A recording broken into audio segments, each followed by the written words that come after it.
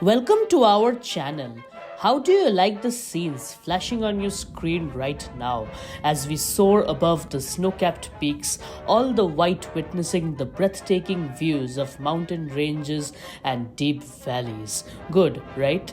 Then stay with us as we continue our journey into the city, which is a hub for creativity, technology, and global influence, and also known for its rich history, diverse culture, and dynamic art scene. Welcome to Berlin. Welcome to Berlin. We have just landed en route to the railway station at the airport to take the S9 to Alexanderplatz. So, welcome to our channel.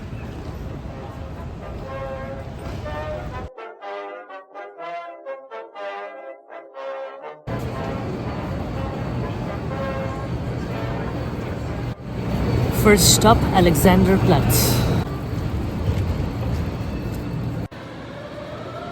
Alexanderplatz is one of Berlin's most iconic public squares located in the heart of the city's mid-district. It's a major transportation hub and bustling area known for its blend of historical significance and modern development. One of the most prominent landmarks at Alexanderplatz is the Berlin TV Tower, which stands at 368 meters tall. Built in the 1960s by the German Democratic Republic, it remains the tallest structure in Germany. We have the world time clock over here and the TV tower at the Alexanderplatz. And up ahead in a distance, something that resembles a clock tower. The World Time Clock is a famous landmark at Alexanderplatz, which displays the current time in cities worldwide, emphasizing the square's international importance.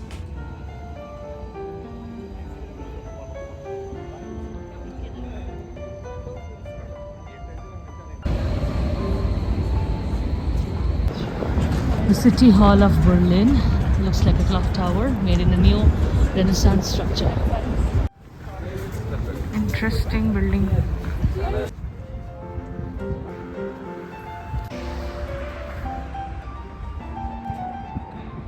It is really cold at this moment. We are very close to the Museum Island. It's basically an island in the middle of Berlin which has a lot of museums.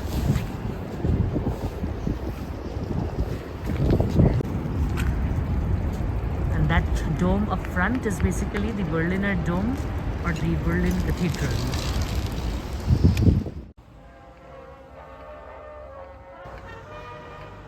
This is the Grand Historic Palace of Berlin called Humboldt Forum im Berliner Schloss. At the Museum Island, very close to the Berliner Dome or Berlin Cathedral. So we are in front of the cathedral now, amazing night view. Right next to it is the Altes Museum, which has a display of Greek and Roman artifacts. And right next to it, you have the Berliner Schlossbrücke, which is basically a landmark 19th century river crossing. And this street is called the Unter des Linden, which reaches the Brandenburgen Tor, the Brandenburg Gate. We'll walk on it and have a look at the Arc tomorrow. Tonight, it's getting pretty late as well. We are going to walk around this Museum Island area, have a look at the museums from outside. We'll then take the U-Bahn and go to our accommodation.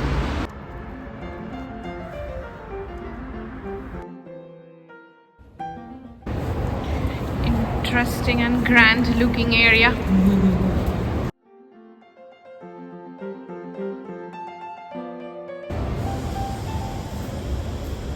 In Berlin, you always have to validate your ticket after buying it. So once you hear the sound, you have the stamp. So inside the metro station, you have a cafeteria. Yep. So starting off with some currywurst and chilies. Typical snack of Berlin.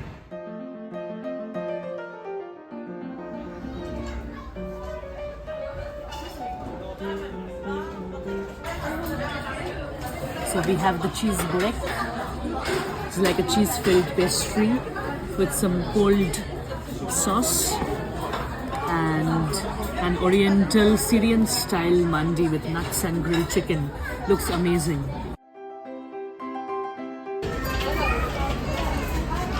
Having an extraordinary meal over here. What's up? As you can see, kilos and kilos of food is running around this restaurant. Amazing. Done with an amazing Middle Eastern dinner. It was a Syrian restaurant. The food was epic. So it's called Al Rabua restaurant, and finally they gave us free chai as well.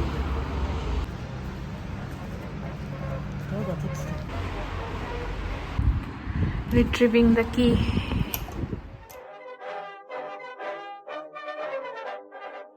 New day. New day, had a very good night's sleep. Yeah. The idea today is to see as much as possible in one day in Berlin. We are going to buy the day ticket for S-Bahn, U-Bahn, all public transportation. And the first stop for us is going to be the East Side Gallery. Followed by that, we'll check out the other central areas and then head out for the Reichstag tour, which is basically a tour of the Parliament, the Parliament of Germany. Scenes of Berlin at 8:15 a.m. Interesting. It's cold.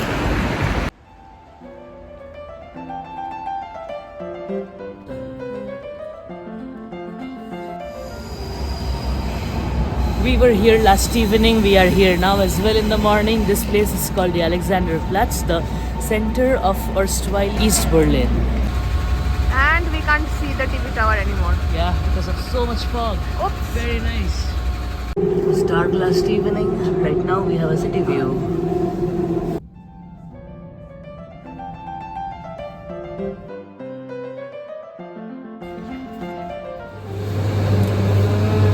Breakfast set backward. German bakery.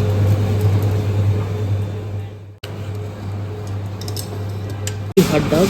Chili hot dog. Hot chicken kebab sandwich. This one's a spinach burek. Spinach burek, yeah. This one's a pinky donut. And we are at Backward for breakfast.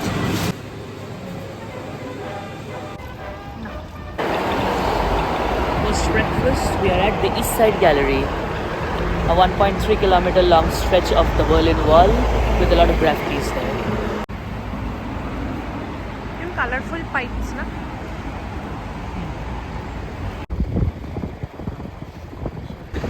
Ooh, the famous East Berlin Wall.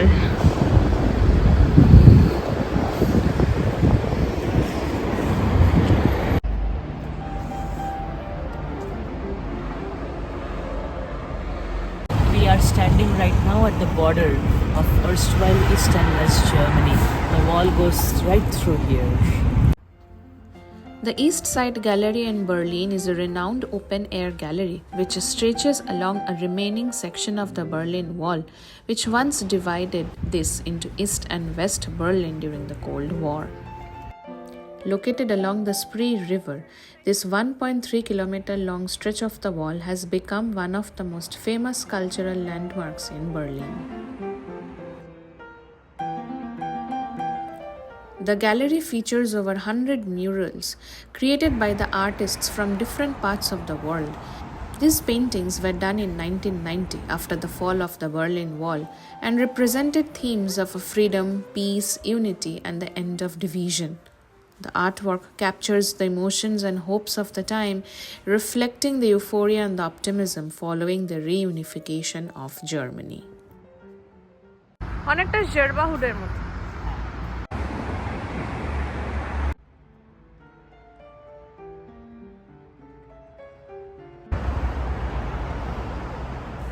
Over the years, the murals have been subject to restoration work due to weathering and vandalism.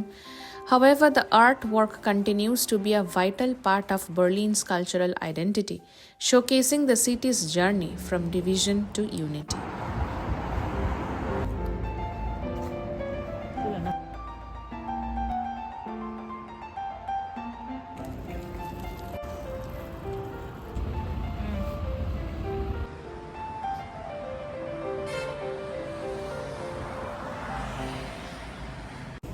Some of the most famous works include The Brotherly Kiss by Dmitry Vrubel, which depicts a passionate kiss between the Soviet leader Leonid Brezhnev and East German leader Erich Honecker. The image has become an iconic symbol of the political relationships during the Cold War.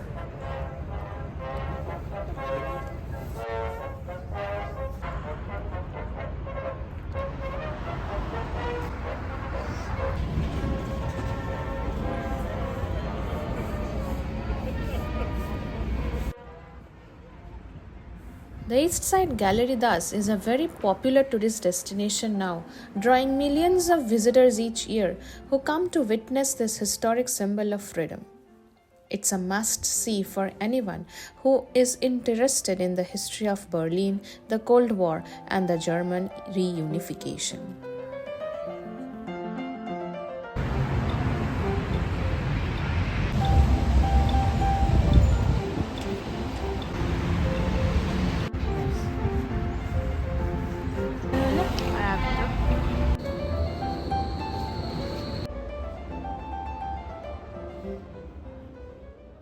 The Brandenburg Gate is one of Berlin's most iconic landmarks and a symbol of its history and unity.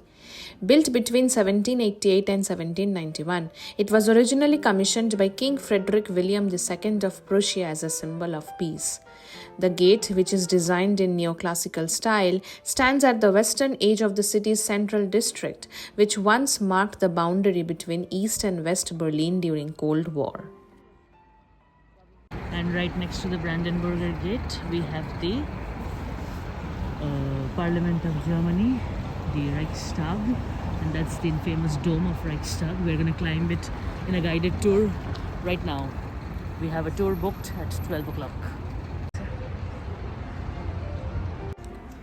The Memorial to the Sinti and Roma of Europe in Berlin is a tribute to the Roma and Sinti people who were persecuted and murdered by the Nazis during the Holocaust. Located near the Brandenburg Gate, the memorial was inaugurated in 2012. It features a dark circular stone structure with an eternal flame in the center, symbolizing remembrance and the enduring memory of the victims. The memorial serves as a powerful reminder of the atrocities faced by the communities during the Second World War and also promotes awareness and tolerance for these marginalized groups.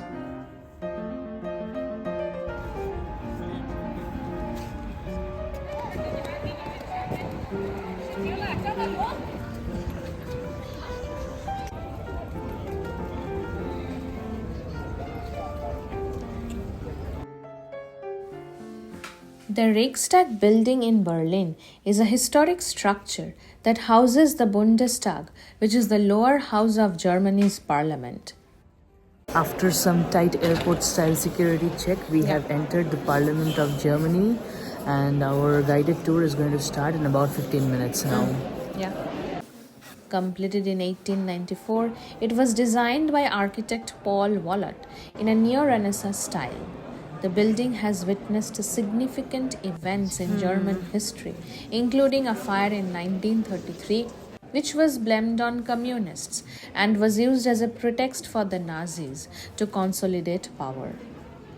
The building originally housed the Reichstag of the Weimar Republic from 1919 to 1933, and some original names and references to this period are preserved on the walls, which include quotes and memorials to figures who played significant roles in the early democratic era.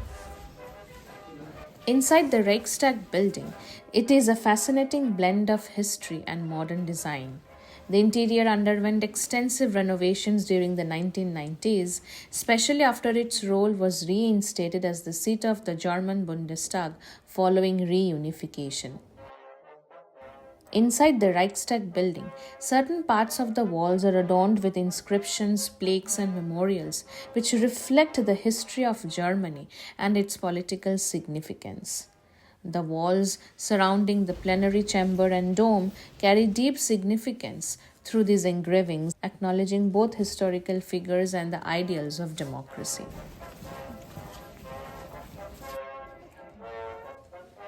After the Second World War, the Reichstag fell into disuse, sitting in the no man's land between the East and West Berlin during the Cold War.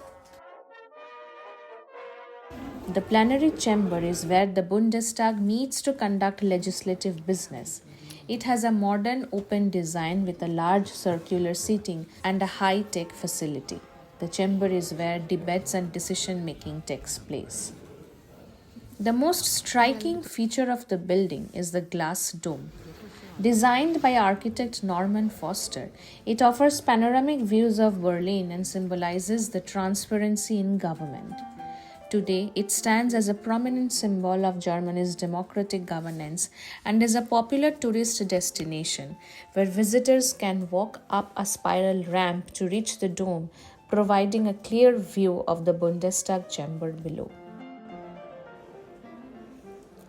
Surrounding the dome is a rooftop terrace, which provides a scenic view of Berlin's skyline, including landmarks, amongst others like the Brandenburg Gate, the Tigerten Park, Berlin Cathedral, Government District, and the Berlin TV Tower.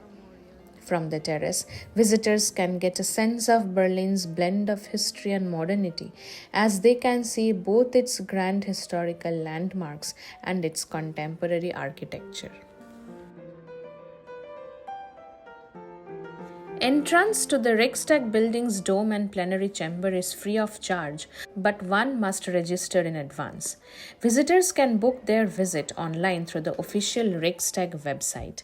There are guided tours in several languages inside the Reichstag building, which lasts around 90 minutes and provides an in-depth look at the building's architecture, history, and the workings of the German parliament.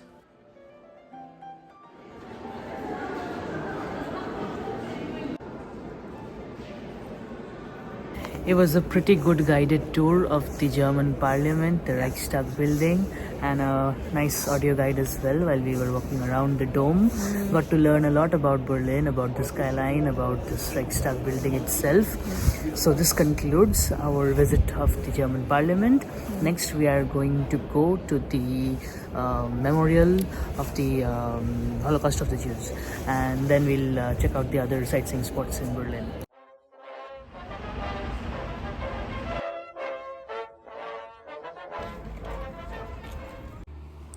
The Memorial to the Murdered Jews of Europe, commonly known as the Holocaust Memorial in Berlin, is a significant and powerful tribute to the Jewish victims of the Holocaust.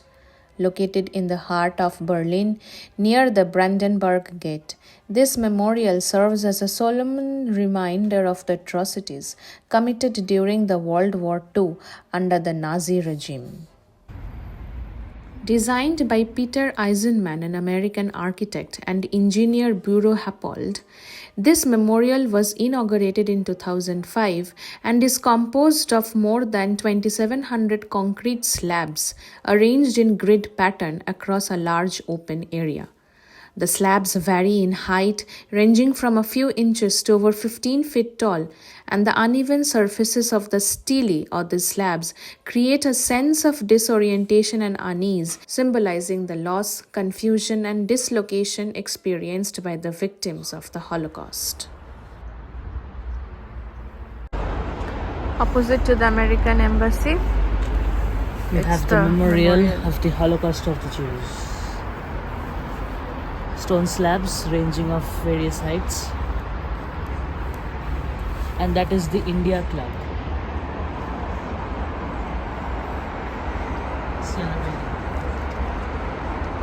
Beneath the memorial is the Information Center, which provides deeper historical context about the Holocaust, the atrocities committed by the Nazis, and the experiences of the Jewish victims. The center includes personal stories, historical photographs, interactive exhibits, which offer more details about the people who were affected, their lives before, during, and after the Holocaust, and the broader social and political impact of the genocide. The exhibitions here cover the rise of Nazi ideology and the policies which led to the Holocaust, the persecution and deportation of Jews and other targeted groups, Personal stories of victims, including letters, diaries, and photographs, the destruction of Jewish communities across Europe, and the liberation of the concentration camps and the aftermath of the Holocaust.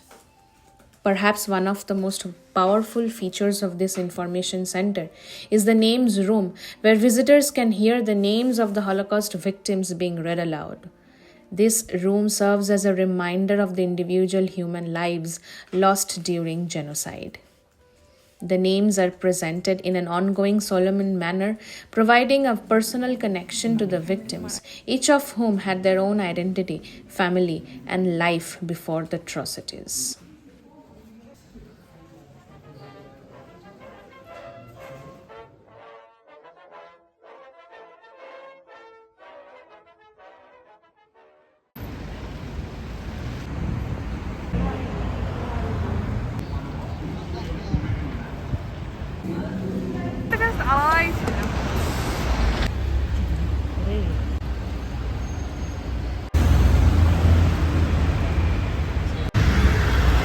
This is the last Kremlin flag.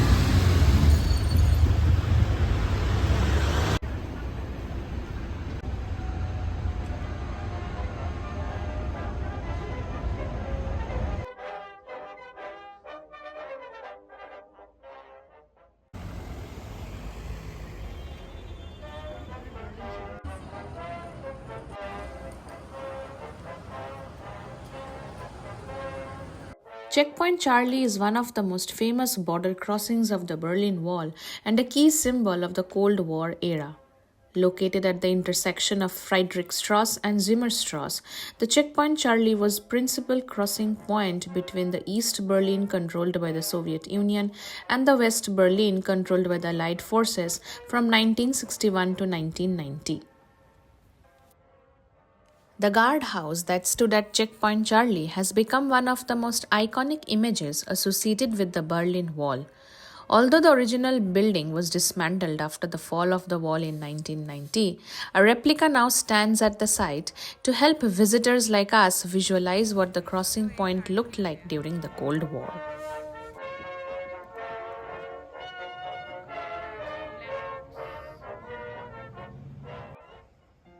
The Berlin Black Box is a multimedia exhibit and an immersive experience which highlights the Cold War and its impact on Berlin, specifically during the Berlin Wall era.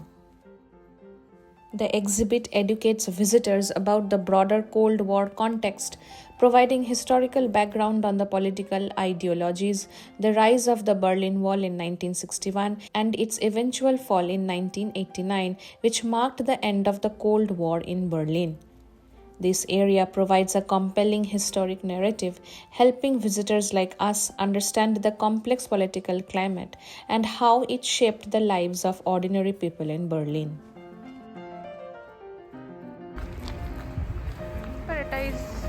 টাকা দিয়ে ঢুকতে হয় I think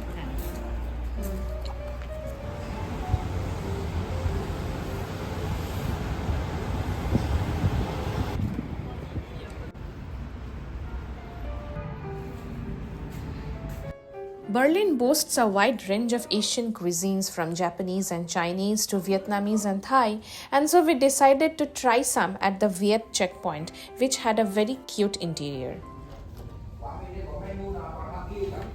Finally, late lunchtime at a Vietnamese place. The decor is so cool. Really cute place. Yeah, it's good.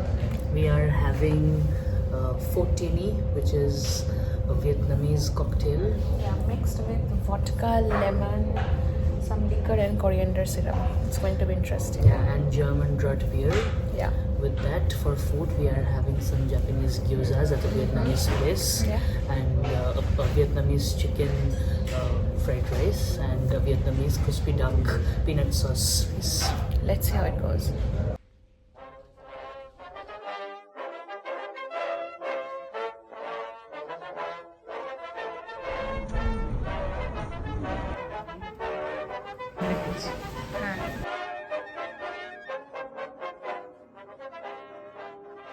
After having a delicious meal, we decided to explore Berlin at our own pace.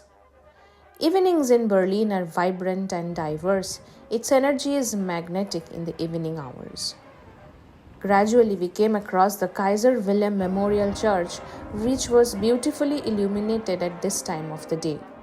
The church's damaged facade from the Second World War, with its preserved ruins, took on an ethereal glow when the lights shone on it. The contrast between the ruin and the modern church alongside definitely made it a fascinating visual experience, especially as the day transitioned into night. The church stood out amidst the hustle and bustle, providing a quiet, serene space to pause and reflect, especially when illuminated against the evening sky.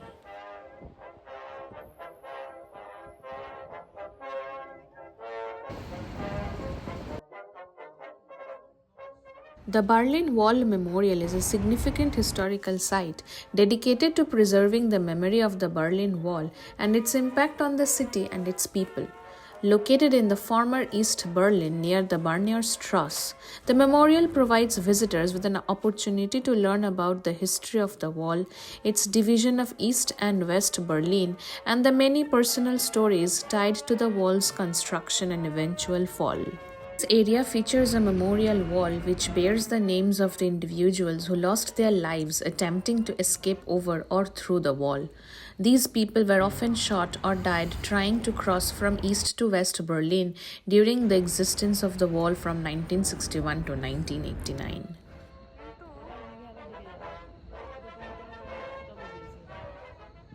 After 2 nights stay at Berlin, we actually fell in love with this city. It is constantly evolving with new things to see, events to attend, and places to explore. Whether it's to experience the vibrant art scene, delving deeper into history, or discovering more neighborhoods, Berlin is a city that always has something new to offer. Thank you for staying with us till the end. See you in our next vlog. Bye!